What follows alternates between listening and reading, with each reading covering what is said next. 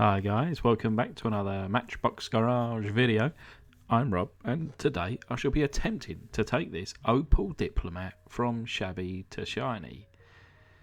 The Opel Diplomat, in the UK we call it the Vauxhall Diplomat, and this one, I love these old Vauxhalls or these old Opels. I think they're just beautiful cars, and I guess to me this is kind of like an almost Americana feel or vibe to a car. Yeah, very cool, and I wish I could have one today in real life. But anyway, this one is going to take a little bit of work. It kind of takes a couple of little turns, to be honest. Hasn't turned out how I first envisioned, but great anyway. I really do like it. And if this video reaches 2,000 likes within 30 days, this one could be yours. So we start by drilling down the centre of the post, just one on this car. Remove the flange and tap the hole. Remember to lubricate the end of your piece. Do not want to snap it. So here it is, a pretty good roller. Some nice detail on this one. No opening doors, but the kind of, I guess the windows, side windows are open.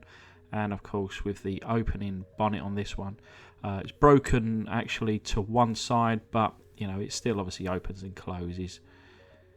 And unfortunately on this car we do have a broken windscreen, and also the tow hook has been ripped off. But within my kind of 2,000 car collection, I've got some spares, so no problem. But anyway, underneath it does read Matchbox Series number 36, Opel Diplomat, made in England by Lesney. So as you can see, I've pre-drilled this one. And not able to just pull it off with my fingers, just reaching for a screwdriver to pop it off here. And it was strange, the interior is attached to the base, and because of the post at the back, the interior is kind of holding itself on, and it's holding the base on. So I just need to pop that off, and out comes part of a creature that has obviously been in there for a very long time. I don't know what it was. Well, I'm going to guess it was like a woodlice. A long time ago, that woodlice. Probably older than me. So here we have now the base with the interior attached. I did wonder, because if you look underneath, it's kind of got these little kind of notches there in the base.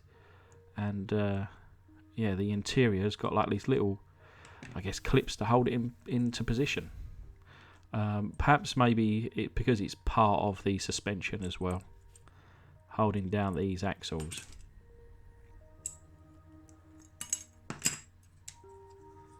Interior glass there.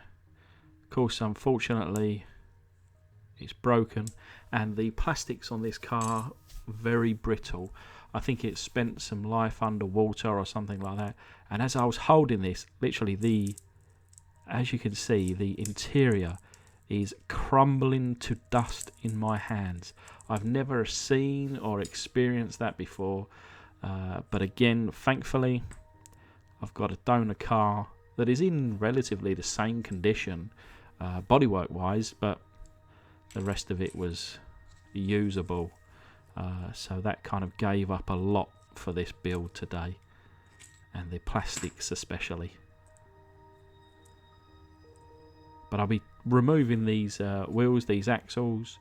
The first intention was to be putting on some aftermarket wheels, and that changed later on.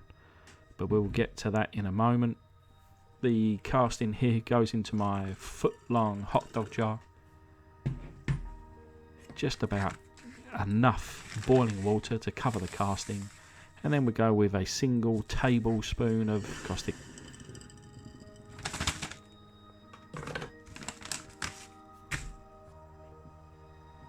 To be honest, it's one of those ones where it is a 15-20 second job, this one. It's really bubbling away good. I think because of the amount of paint that is already removed, it doesn't take long at all. But I'll put it to side, just for a couple of minutes. And the replacement plastics there, as you can see, it's dirty, but it's in one piece, and I think that's all that matters now. As you can see, the engine section there cleaned up nicely, as did the interior. And I like the interior in white. I thought it looked good. And then the glass section there. So we give that a little run around in the Pledge Revive It solution. And then that will come out looking good as new later on. So now we've got the metal parts out of the caustic soda solution, just kind of inspecting them, seeing how they are. The majority of the paint there has gone. Still a little bit holding on for dear life, but it literally just falls off. And I've been using this little tack life, and then just to show you a little section as I polish it up.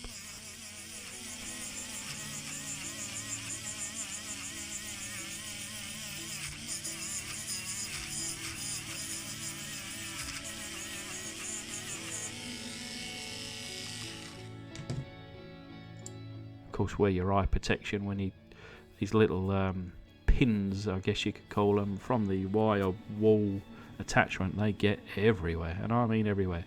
And here's the base. This is the original base. I polished it up, and it's as good, as clean, as great as a mirror. I don't end up actually using that base, and I shall get to that later. But the remainder of the casting there in good, nice, shiny finish, and I'll go over it with my Tamiya Fine Surface Primer in grey.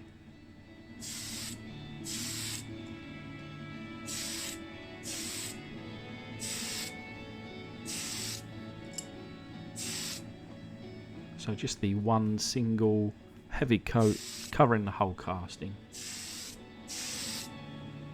And this stuff is great to use.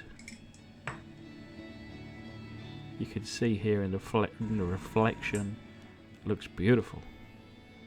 And it dries as smooth as a baby's butt. But anyway, I've got these new Vallejo Premium airbrush colours, as recommended by Danny, so thank you, mate. And also, basically used the monies that I took this month from the patrons. So again, thanks to those guys. So this is direct to airbrush, this paint. Of course, I can mix it with different colours. I've got 5 different colours. And this is kind of like the premium range, but they're basic colours. And I just wanted to go with the black, just to see really how it dried, because I do have the what is it? Let me just reach for one. The Model Air in the kind of standard, and it always dries in like a matte finish. So I was interested to see how this dried. I find that every car I do is a learning curve.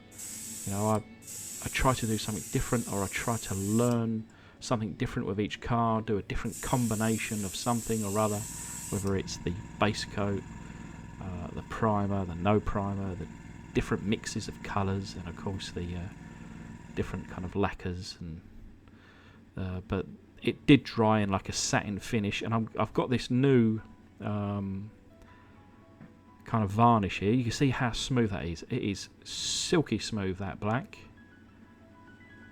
And I was considering just leaving it like that, but I've got this new gloss varnish, and I thought I'd try that out.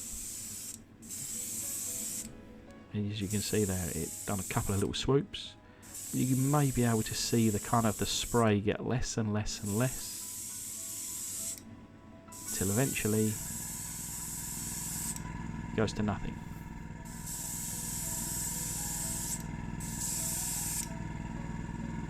Spraying it on my hand because I'm thinking, is this coming out? And there it is in there.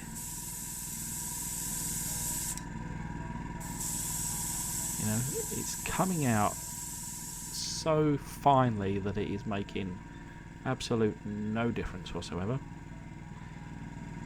And it's not really, well, you can see there's no gloss whatsoever on that satin paint.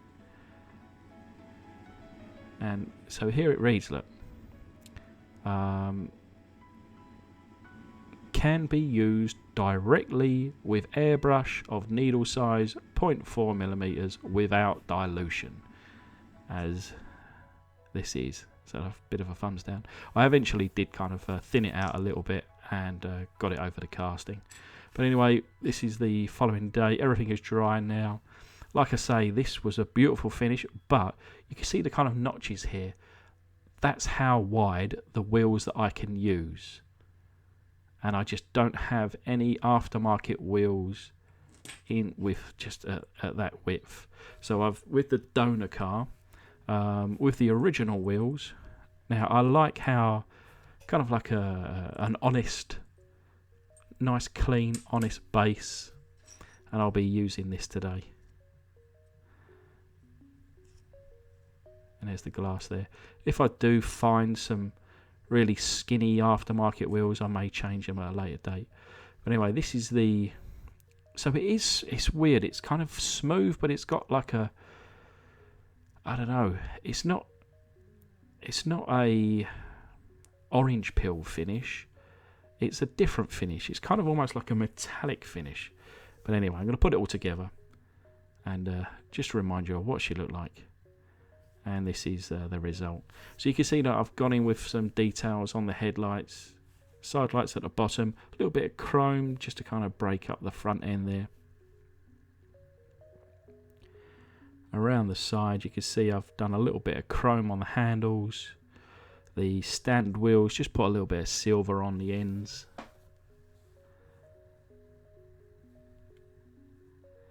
And then around back, it's probably where the most of the detail that takes a little bit of finesse really. The brake lights there, indicators and reverse lights, a little bit of chrome down on the bottom again.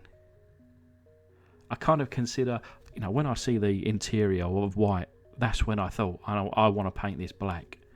And it kind of, it reminds me of the Men in Black car. I like it. Could be yours with 2,000 likes. But anyway, I just want to take this opportunity to thank my amazing patrons. And thank everybody else for watching. Hopefully you like this one. And I'll see you again soon.